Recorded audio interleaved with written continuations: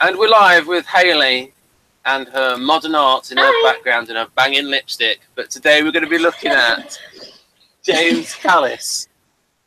So there, you're going to have to take it in right there, folks. There's the banging lipstick. But now we're going to go over to James Callis. The James Callis Show, which is because Hayley knows I have a thing for James Callis as an actor. Oh, yes, you do. Ben, I'm going to click on your square. Okay. That will not affect things for me and the audience, because the audience is now on Trisha Helfer. Oh, I think I'm right. Are we okay? Have I actually shared the screen yet? I don't know. I believe you have, because I can see. Yes. What's her name? I can't even remember her name. Blonde girl. At the moment, we're still stuck on you. We need to switch over to the other. Oh. The other telegenic blonde, Trisha Helfer. So funny. Right. And now, folks. So, James Callis. Oh, yeah, so, if you want to buy my stage play, folks, and Hayley has promised to leave her review at some point when she's free. Yeah. She has been through the stage play with me. So, there, folks, I will just leave that on screen for, if you want to pause the screen and read through some of those lines, then you can, but we're going to plow ahead. So, this is a little bit of the story so far with James Callis. Because apart from Baltar, it's a bit of a grim show, because it's using the Robert McKee principle of you get more drama by having the forces of antagonism greater against the so-called goodies, and because then you start to connect with them more, because it's like they're really up against it and you're really rooting for the underdog, because like things are just like so hard and tough for them. It's not like in Star Trek, where humans are the pinnacle of all creation and all these other species sort of represent aspects of humanity's past. So, for instance, the Ferengi are like capitalist, or the Klingons are like Vikings, or the Vulcans are like an uncreative version of humans, that sort of thing. Where humanity is the best thing since sliced bread. But no. Humanity has problems in Battlestar Galactica. And it was actually created by Ron Moore, who worked on Starfish for 10 years. And he loved Star Trek, but he got tired of everyone being great. Right, so this is Trisha laying it on to James. Do you have any idea what they'll do to me if they find out? You see, I think it's definitely an NTP. It's definitely irrational. You know, and you have the conversations where he's talking about God with number 6. Oh yes. Just for some context, I bet that actress Trisha Helfer loved the fact that James Callis is only 5'6", because he makes her look even taller, and she's 5'10". Right. But here we go. Oh yeah, I remember I predicted Hayley's reaction to this. When I was talking about Hilo being an ESFJ, I'm giving up my seat to Guy's Pelton. Yeah. and I was going to say to Hayley, he's not an INTJ. I just can't imagine an INTJ saying that. No matter how well developed they are, even Dario Nardi probably wouldn't say that. Right. So, okay. So here we go. So this one they call Boomer, because that's like her call sign. And then just generally what happens is you've got the one that's down on Caprica now. Right at the end of the episode, you see another Sharon turn up with Hilo, and they tend to call that one Sharon. And because there's the storyline between, you've got the Boomer, you got one of them in the fleet, and then one of them down with Hilo. Right, and then we've got here, and then I've decided you're an expression of my subconscious mind. But then things build up. First of all, great lighting and good acting as well from her eyes. because you're just thinking right there, what is she thinking? Mm-hmm. That is so good. I like Trisha Helfer as an actress. Right, and then you've got here we go. Let's just go through these because we do have a few to go through. So we can. Oh yeah, they were saying for this shot took absolutely ages because they had to like do it in separate passes and then combine it all together. Mm-hmm. And doing that in about 2003 was like really difficult. Right, and then we got Katie Sackhoff, the. That was good. I mean, good idea. Put some little lights inside the helmet so that like, it really shows up.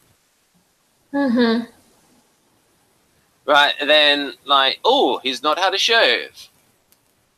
So they're under the stress. God has a plan for you guys. He has a plan for everything and everyone. Right, and he's been like super NT. A rational universe explained through rational means. I love you. That's not rational. Yeah, but you're not really real, are you? But look at the reaction on her. Though I mean, she's reacting. Well, you'll actually find out what she is later in the show.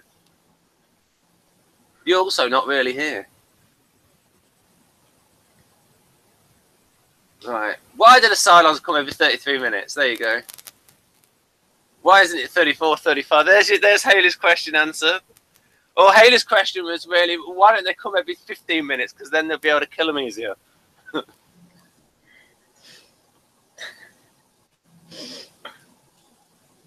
We're getting... And eventually we find out. Yeah, so Ron Moore really liked this episode because it was like his favourite. It was one of his favourite. Well, I think it was his favourite of the ones, and he liked the fact that he started the series with a strong episode. Oh, how did that shot get in? The human body. Oh yeah, just James Callis's ability to cry with like bloodshot eyes and stuff. But also like put a little bit of like comedy in there. Those are facts. We have our limits. Look at that. I mean, like not just crying, but look, I mean, seriously. I mean, bloodshot eyes and stuff. So he's probably been doing emotion memory, like the ability to like concentrate on a negative emotion from the past. And like really channel that. Right. Okay, and then that's just part of the intro. That would do me. 130 hours. That would be physically impossible for me because I probably have a seizure. And then oh, here's one for Haley. What do you think about these guns for a man of his age? Not bad at all. Yeah. He's probably in his late 50s there, Eddie Elmos. Ronald D. Moore. Oh, yeah, and if you're thinking there, is that a bit pretentious, him putting the D in there? There was already a guy on Star Trek with a B in his name.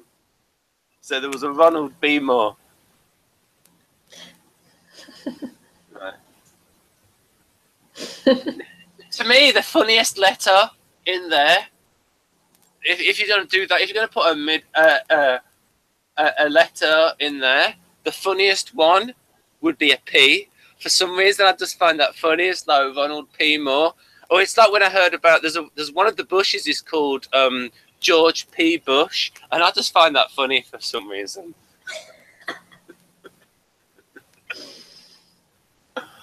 Right. Right. Now, I do think this thing looks a bit rinky-dink. Okay, yeah, I'll give you that. Yeah. Because it's like, oh, let's just have... It's like... They could have spent a bit more money on the prop. I mean, they didn't know. I mean, they thought they might go to series. But building an actual thing, I mean, it's pretty good on the inside. I mean, all the computer equipment and stuff. But right, here we go. Now, I don't know if Triton was a mistake, because isn't there a? I don't know if there's a moon in our solar system called Triton. I think there is. Yeah. It sounds familiar. I actually thought this was quite moving. All the people leaving their relatives.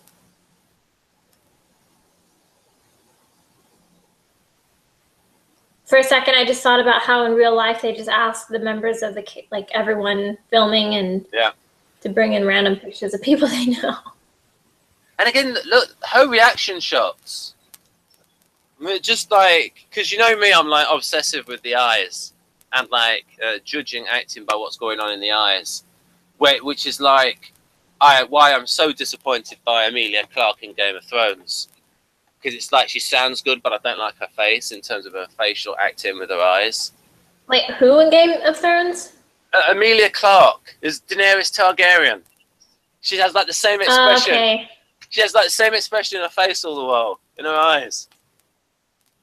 Okay. Like, so yeah, I have to agree. Yeah, she's more like of a stage actress where she sounds good, like and she can give a good speech. I think they were initially going to they were going to have someone else play her part. Ooh. Yeah. I like your ooze.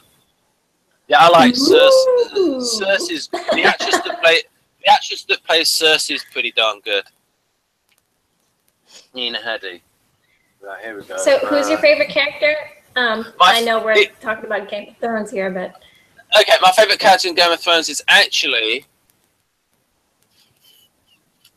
probably Jaime Lannister.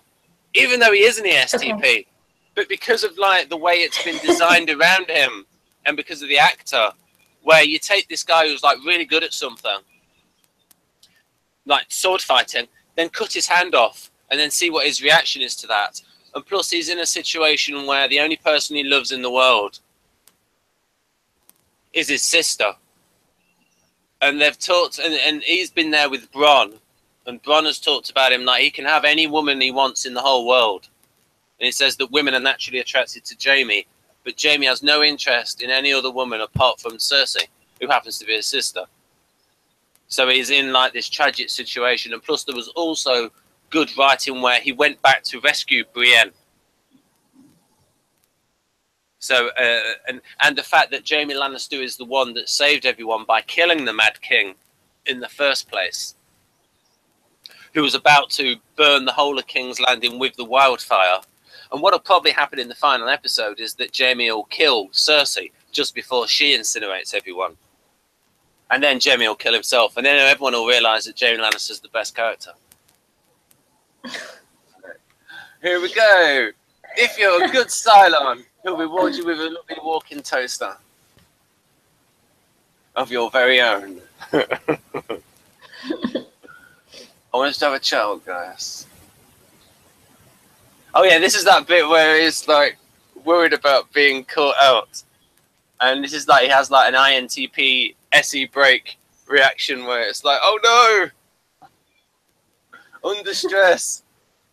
We used to work with him in the Ministry of Defence. Right, we're going to go through these a bit.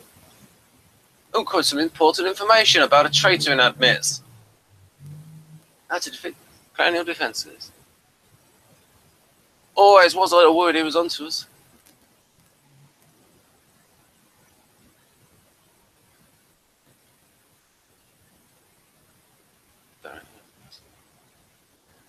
It's just his facial expressions.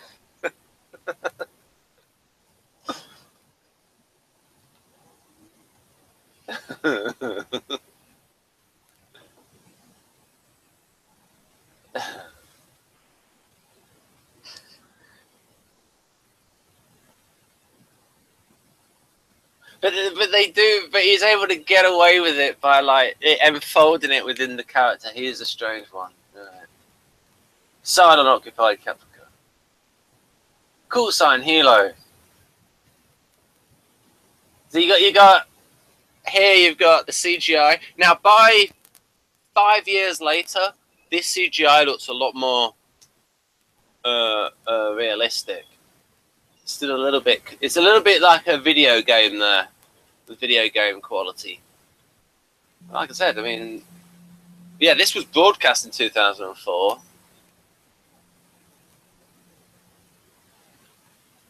And then you got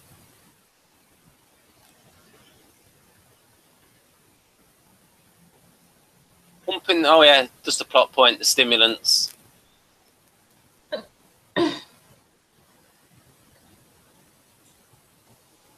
Right, then we'll go through that.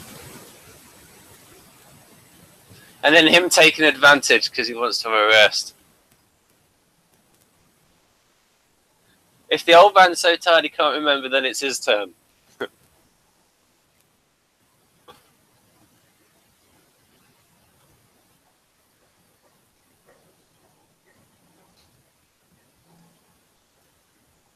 this is almost like they wanted to like twist the scene. Because maybe Ron Moore wanted to put like a little twist in the scene where,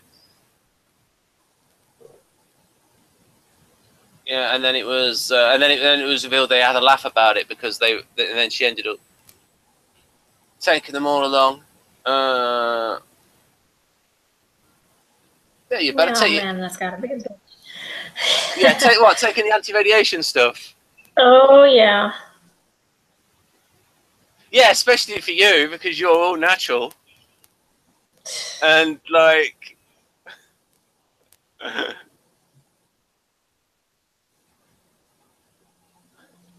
oh, he doesn't look well. Nope. Oh, there she is. There you see a fashionable blonde wearing a nice little classy outfit there. And you wanted green, and you've got green. That's fair enough. A lab coat. Yes. But that's like of all things they put her in, they put her in that. Well, I mean, it's more appealing if you're showing up to some random man in the jungle like, oh, I'm your friend. I mean, come on. Well, these yeah, it's flipping cold in Vancouver. I mean, they can't. I think they could have gone with something better. Well, what you mean? You want her dressed? I mean, usually it's women complaining about, oh, look at that actress, she's hardly wearing anything, and you're saying she should wear less. Yes. But you already got the one that with Baltar in Baltar's head hardly wearing anything. And plus she might be thinking, he's an ESFJ, he wants somebody to look classy. Right, again, it looks a bit computer gamey, but no, it's like full of rain. She'd catch a death. You can't have them all. It's like pouring down. That's what it's like. It's like, in fact, the weather in that part of Canada is like Scotland. And that's when it's at its best, because in winter it's going to be far colder than Scotland. And actually, this actor. Oh, let me tell you something. She's actually Canadian. I think he's Canadian as well. Now, she actually grew up on a farm. And like seeing her in real life with Katie Sackhoff, I think in real life Katie Sackhoff's an ESFP. I think in real life she's an ESFJ. And I think I said before that she objected to being called a kid when she was 30 years at the time, because Eddie Olmos would call everyone kids. And it's like, SJs take esteem in... Right, here we go. We don't want to get too far behind. Not with... Right. Yeah, that made me think, oh, Olympic carrier. So they do have these references to, like, Greek mythology, which especially comes out in the final episode or 2 or 3 in the first season. And we'll probably get round to reviewing those, well, next year. At some point next year. Because we review about one episode every 2 months. Right, the Olympic carrier. God is watching out for you guys. Oh, is he really? Oh, 1 second. I'll be right back. That's okay. Okay. Okay. Right then. And I'll go through these on my own then, folks. Because she's already seen it. So we have here. So this is very much NT. Yes. Yes. Thank you. In fact, maybe what I should do is I should kill the sound so that you don't hear anything that's not my sound. I should kill Haley's sound while stuff's going on. Oh, she's back. Okay. Yeah, I was just debating with the audience there whether I should kill your sound, but not much was said. Sorry. only Mercy. Yeah, merci. I just got a delivery. Okay. Mm-hmm. There we go. Okay. See, that's a nice dress. Well, she wears it a lot. That red dress. I remember something from now. Teletext was a service in the UK. It used to be a fantastic information service, and Ron Moore was once on there complaining about Jerry Ryan as 7 of 9, who wore this skin-tight catsuit and heels. Right, and he said about that character, and this was in the and this was before Battlestar Galactica. He said she should look like a Borg, not a supermodel. And then he has the supermodel in Battlestar Galactica, who literally used to be a supermodel. So he does the same thing. And of course, it was opposite with Katie Sackhoff, because it was like the producers, "Oh, you're too pretty," and she was like, "Oh no, I could not be pretty. I could deliberately not be pretty. I can be less pretty." And so, in order to be like the rough and tough Starbuck, although I think Starbuck wears a dress in one special event in season 1, and she says, "You will never see me in a dress again," and she looks good in it. Right. In fact, in the 3rd episode, Apollo, the original actor that played Apollo in the 1st series, Richard Hatch, appears as the terrorist stroke freedom fighter Tom Zarek in the 3rd episode, and his acting is really good. Okay. And so that's why they kept him on in the series. So it's like Richard Hatch is a good. And he died recently, Richard Hatch, and his acting was good in Battlestar, because I thought his acting was quite good in the original, but like he comes back and it's like, and they're giving him like this really dark, complex character. There we go. I mean, part of the pattern, part of the plan. Here we go.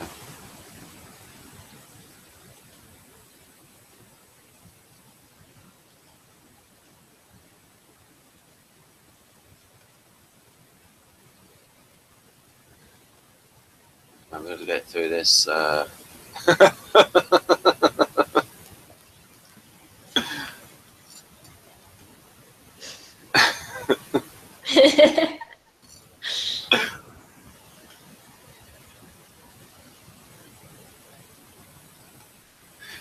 she has this ability, Trisha, to be like both vulnerable and threatening. So like in these sort of like reaction shots here, like when he says something about, and then like, and she seems like hurt by that. Alright. So. Alright, this is the bit where this is like him and SPs.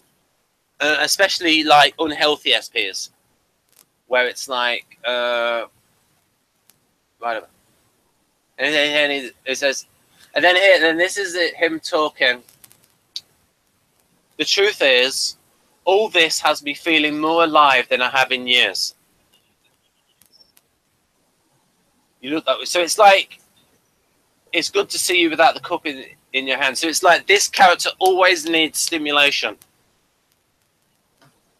And it's like, now I don't know if you knew about temperament, but But you see, the thing is, the Kersey book sold. I mean, the first Kersey book sold 2 million copies.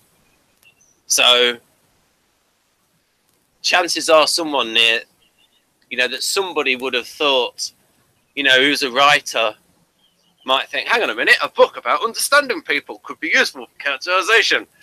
So maybe some of the, but I think all of, and it's, but he was explaining it in the commentary as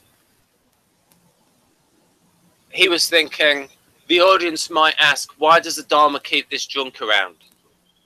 Yes, he's his friend. Why does he keep him around? Because he's good in a crisis. And he never said anything about temperament. But that does sort of like fit like an ESTP, sort of like an extreme ESTP, where he's like, he's even more extreme than Starbuck. Where, although Starbuck does have some problems as well. I mean, in my personal opinion, I like the way the original Starbuck was written more than the second one, because there was a bit more humour in the first one. And Katie Sackhoff is a good enough actress to be able to do the humour as well. And it's Don't Start. I know there's a whole lot of people aboard this ship that wish you weren't feeling as good as you are. If the crew doesn't hate the XO chief executive officer, then he's not doing his job. Besides, got to make the old man look good. So I do not know. I always look good. You look in the mirror. Says, I don't know. I think that a Dharma is an FE Dom. I'm pretty sure about that. And at one point on the commentary, Ron Moore said that really you could say that a Dharma runs a loose ship. That he lets his crew get away with stuff that he shouldn't let them get away with. And I don't know whether he's an ESFJ or an ENFJ.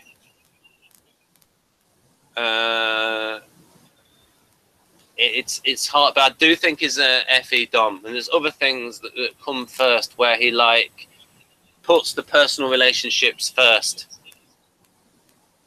And you're probably thinking, Ben, is it every character you like you think is either an INTP or an ESFJ? Any INTJs on this ship? Actually, I think in about season 3, John Hodgman turns up as like a surgeon or something. Gator might be a INTJ. I'm not sure. Possible. He's definitely an NT.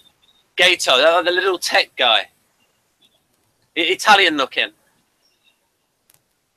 I'll have to show you. Next time is on. I'll. Yeah, seriously, it's one thing to push the crew; it's another to break them. Well, you would say that you feel you. Yeah, that's it. Gator, Jadis contacts. I don't know if I ever took a photo of him. If they were left behind, why didn't the size show it? And then that was the point where Haley worked it out straight away. Well, they're showing up now. It's God's punishment. It's good. Right, because we've got about 5 minutes left, so we're going to be going through these folks quite quickly.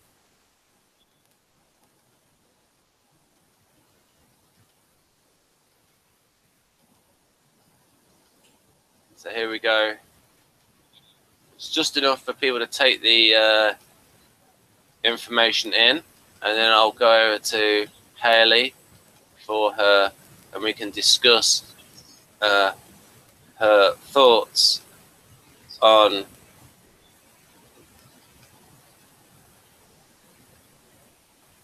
I thought this bit was hilarious. This is definitely where he took the piss. Like, forgive me for being rude, but wake up, all right! You know, I put a little bit of performance extra in there, and it's like, and it's like, it's not believable. Yes, you could say he's an INTP and his SE break, and that's overreacting under the stress. No, wake up! I don't want to. The only reason the Olympic carrier is still flying is because the Cylons let them survive.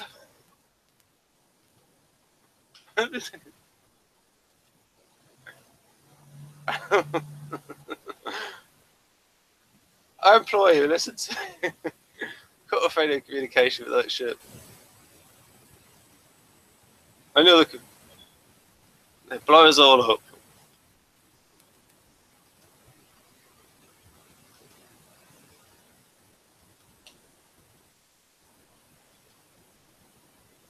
Thank the gods be with us.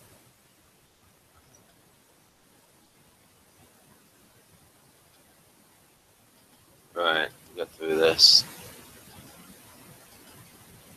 Oh, bloody hell.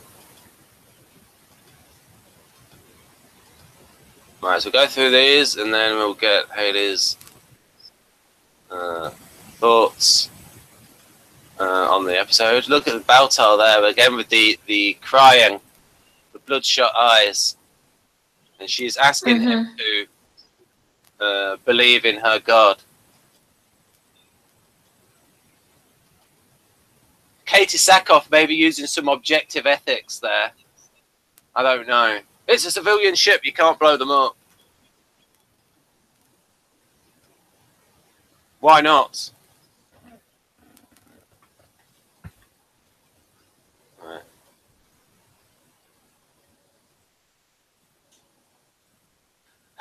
No way, Lee. I may be an ESTP that this is wrong. And Haley, you had a different view when you were watching this episode. You were like, too bad, so sad, you gotta go. Yeah. In fact, now might be the only other option. Yeah, in fact, now might be the point for you to talk about what you thought of this episode before you as I go through, because I know we're short on time. Whilst I go through the images, you can say what you thought of the episode. Well, the only thing I could think of, well, I have to put myself in the situation of everyone who's tired and who hasn't slept in, 130 hours or how many hours. And the fact that this would only take more work, but to get everyone off the ship, blow the ship up, quarantine everyone, 1,300 people, and then like they initially did, they left that one guy behind because they thought he was a Cylon, because they were able to like look at something like blood or something. And yeah, it would take a lot of work, but they could save 1,299 people, you know, until they finally found the person. Oh, well, you know, we think this person's it because their blood came back, which would take time. But I mean, that would be the only other option. And they would have to keep making their 30-minute jumps. But get you, because in that time, the person being tracked of the Cylon could, you know, possibly infect the new ship he's on or she's on. Yeah, and then you've got... So, yeah. And then you've got the 6 models, always, they have like, oh, I wonder what instinct they are in the Enneagram. So, yeah, the sexual instinct, are you alive? Kiss the guy. The first scene, like, even they kiss the old guy. And it, right, and then... Right, so we know that these sort of been set up a little bit, because it's like, we know she's a Cylon, but let him see this other model that he knows is a Cylon, and then, oh, she must be friendly because she shot. Oh, it must be. Oh, it's Sharon. Oh, I know Sharon. I know Boomer, and he shot. But that's just like a sacrificial. Now this one will get uploaded somewhere and downloaded into a big tub, into a new body. Into a new tall blonde. Right, so oh dear, we've not got much left. We have about 1 minute left. Haley might give me an extension. Right, what else have we got from Haley? So what did you think of James Callis's performance in this as Baltar? I liked it. I think he's a good actor. I agree with what you say as far as like he has a lot going on in his eyes, and he has a great ability to bring on the tears. And I didn't even notice the bloodshot eyes until you pointed them out. But yeah, that was great. Overall, I thought it was a good episode. The only thing I didn't like was it seemed kind of repetitive, and the only thing, the whole 33-minute thing over and over. I mean, I understand the point behind it, but maybe they could have taken one out and still got the point across. Other than that, I really liked it. I liked it. I liked the way it ended, and I can't wait to see what happens with. What'd you give it out of 10? I give it a 6.5 now. Oh, okay. Right then. So we're going to go now, folks, because Haley has a deadline for me, and I respect her deadline. INTJ, you cannot get in the way of an INTJ in their schedules. So it's bye from me. Bye from me.